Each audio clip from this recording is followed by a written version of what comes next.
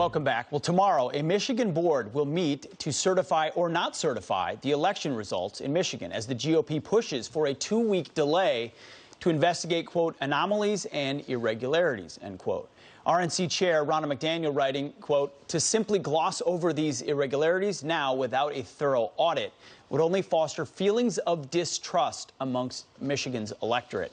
Joining me now, Michigan House Speaker Lee Chatfield, who met with President Trump on Friday. Mr. Speaker, thank you so much for being here this morning. Before we get into that vote of the canvassing board, you met with the president, the extent to which you're willing. What was discussed, and were things discussed as it related to the vote in Michigan? Well, good morning, Pete. Thanks for having me on the show.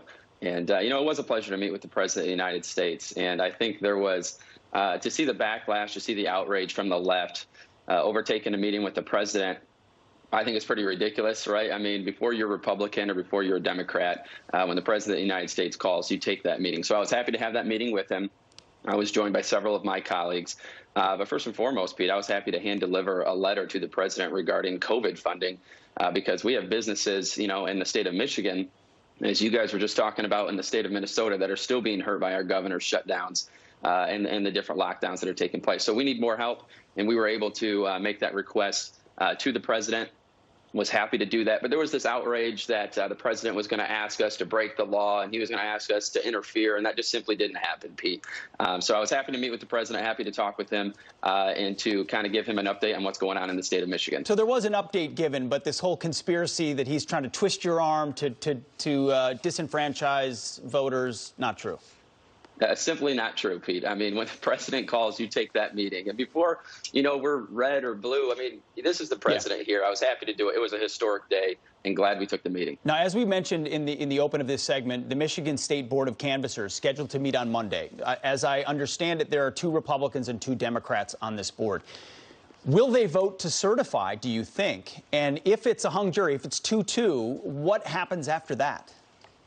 Right. Well, I can tell you this, Pete. I'm certainly not going to interfere in that process, and I have not had a conversation with the Board of State Canvassers, and I don't intend on having a conversation with the Board of State Canvassers.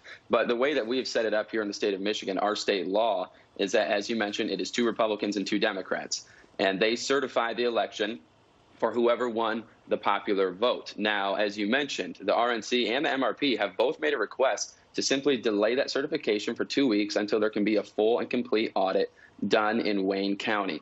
Pete, we have 71% of the precincts in Wayne County, their absentee ballots books don't match what's on the rolls. And that's very concerning. That's why the legislature, we've been doing our own investigations. We've been doing our own reviews of these reports of fraud and the reports of irregularities. And I think these need to be looked into. So, Pete, as you mentioned, if there were to be a 2-2 split on the State Board of Canvassers, it would then go to the Michigan Supreme Court to determine what their response would be, what their order would be. If they didn't have an order that it be certified, well, now we have a constitutional crisis in the state of Michigan that's never occurred before, because as the federal Constitution says, this is left up to the state legislatures. Yeah. The state legislature decided long ago to do it this way. So if this way doesn't work, obviously now we have questions that have, arisen in Michigan for the very first time in our state. Yeah, you're talking about tens of thousands of votes potentially on the absentee side that could, based on an investigation, be valid or not valid. And, what if the state legislature is mixed on whether or not they have confidence in who won the greater number of votes? Then you're in an interesting place. Yeah, it's a place I really don't want to be in, Pete, to tell you the truth. Our job is right now there's reports of irregularities, reports of fraud. The fact is, no Republican or Democrat should be upset about an investigation done by the legislature. And we've begun those investigations. We're going to continue those investigations here in the coming weeks. And Pete, let me also say this. For Democrats who are saying that Republicans are undermining the integrity of our election system and the election process, it couldn't be further from the truth. Remember, in 2016, when this first started, the Democrats were making unfounded claims that there was Russian collusion. They said, resist, he's not my president. That's what began to chip away at the confidence the American people had in the election system. Now you have Republicans wanting to look into irregularities and these reports of fraud. I don't think transparency is too much to ask for, because the people of the state of Michigan do deserve that peace of mind. That's what we all need that. It feels like rushing it through as opposed to giving it time to play out would have a lot of unintended effects. Lee Chatfield, Speaker of the House, Michigan, thank you very much for your time. Appreciate it. Yeah, thanks again, Pete. Appreciate it. All right, still ahead, major developments in the mysterious death of cult mom Lori Vallow's third